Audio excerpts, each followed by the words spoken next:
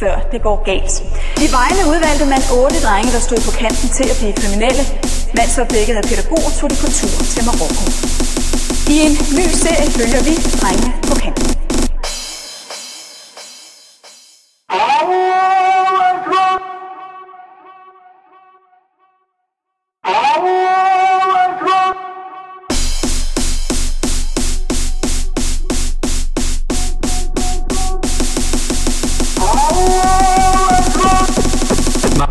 Marokko.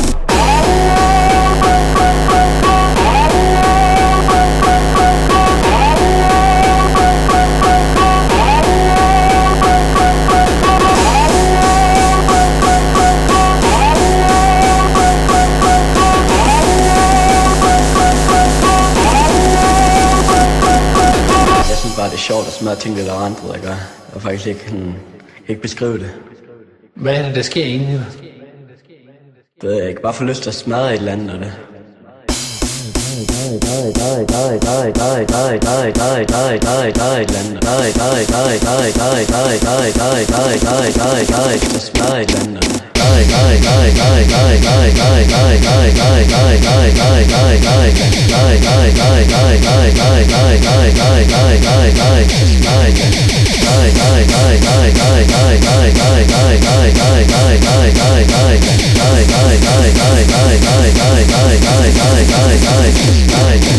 Har du tænkt dig at lade være med det?